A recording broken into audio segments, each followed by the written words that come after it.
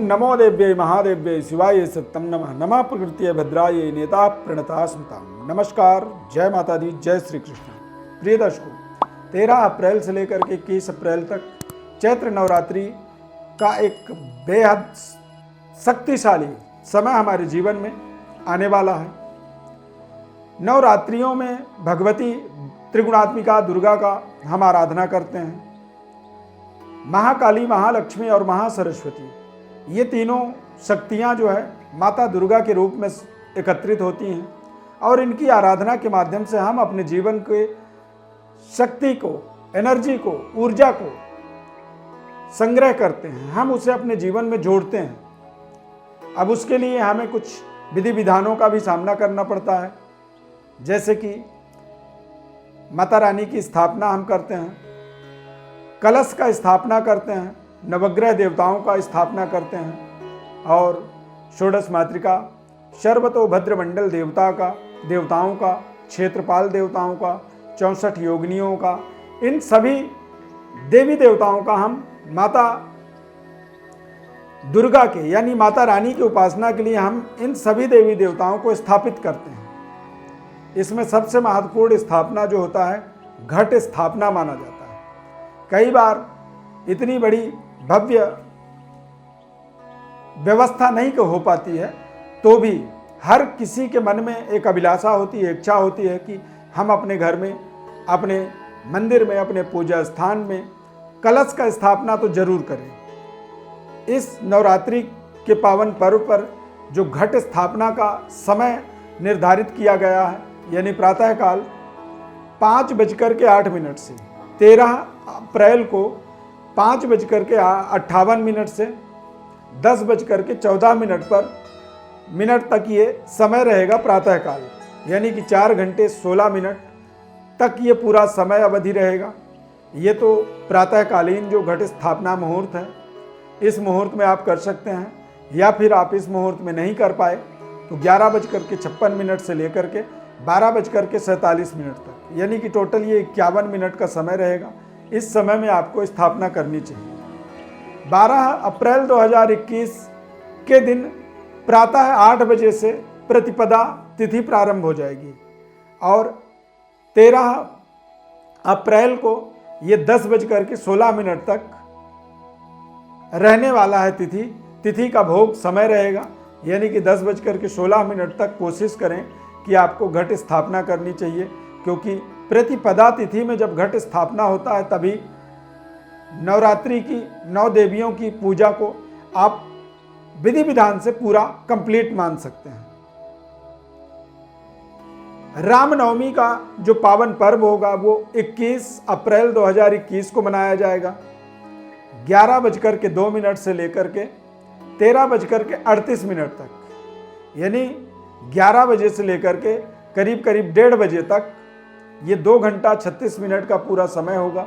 इस समय में भगवान राम का जन्म समय, यानी कि जन्मोत्सव जो मनाया जाता है, जन्मोत्सव जो पूजन होती है, उस पूजन का समय मुहूर्त से आप मान सकते हैं। अब भगवती के आराधना के लिए हमें कलश का स्थापना करना जरूरी होता है, उसके लिए हमने आपको मुहूर्त बता दिया। अब इसको करें कैसे, तो कोशिश करें कि मिट्टी का कलश या तांबे का कलश, पीतल का कलश, जो भी आपकी व्यवस्था है उसके अनुसार एक कलश को साफ सुथरा करके धुल के उसमें शुद्ध जल भरें, गंगा जल भरें, कलश के कंठ में कलावा बांधें और आम्र पल्लव यानी आम के पत्तों का 5 पत्ते, 7 पत्ते या 9 पत्तों को उस जल में डाल दें। एक नारियल श्रीफल जो होता है उसमें लाल कपड़े लपेटें, उसके ऊपर एक चुनरी लपेट दें और उस कलश के अंदर आपको एक सुपारी, लौंग, इलायची, थोड़े से पुष्प, हल्दी, चावल, रोली और गंध, ये सब एक सिक्का उसमें उस कलश के अंदर डालें, सप्त औषधि, और ये सब डालने के बाद उसके ऊपर नारियल को स्थापित करें और जहाँ पर कलश रखना है उस जगह आप कोशिश करें कि मिट्टी या रेत पहले से ही बिछा दें, और बिछाने के बाद आप चाहें तो उस पर जौ जो आप भिगो करके कुछ देर रखें और उस जौ को वहाँ पर बो दें और उस मिट्टी के ऊपर ही कलश को स्थापित कर दें। भगवती का मूर्ति, तस्वीर, फोटो, जो भी आपके पास व्यवस्था है वो फोटो वहाँ पर एक चौकी में लगाएं, और चौकी में यदि आप तमाम पीठ न बना पाएँ तो 9 खाने बना दें हल्दी से या आटे से, और सूर्य, चंद्र, मंगल, बुध, उनमें केवल एक एक शब्द लिख दें। सूर्य के जगह में सूर्य लिखें, चंद्रमा, इस तरह से नवग्रहों का, 16 माताओं का, यानी कि जो हमारे कुल देवी देवता होते हैं उनके लिए 16 खाने बना दें और वहाँ पर 16 माताओं का, अपने कुल देवी देवताओं का वहाँ पर स्थापना करें। अपने गुरु का स्मरण करें, ध्यान करें और माता रानी का स्थापना करें। और इसके बाद आप कोशिश करें कि दुर्गा सप्तशती के पाठ का शुभारंभ वहाँ पर आपको करना चाहिए। भगवती की प्रसन्नता के लिए अखंड ज्योत जलानी चाहिए, और माता रानी की पूर्ण कृपा हेतु जब आपका अखंड ज्योत प्रज्वलित हो जाता है तो जैसे जैसे ज्योत आपका जलता हुआ आगे बढ़ता है समय, वैसे वैसे आपके अंदर एक एनर्जी, अलौकिक ताकत, चमत्कारिक एक शक्ति आपके जीवन में बढ़ता चला जाता है।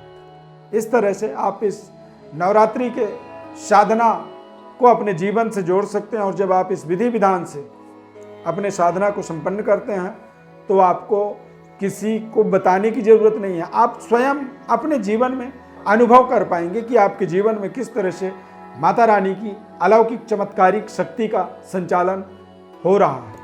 प्रिय दर्शकों, इस नवरात्रि के पावन पर्व की बहुत ढेर सारी शुभकामनाएं।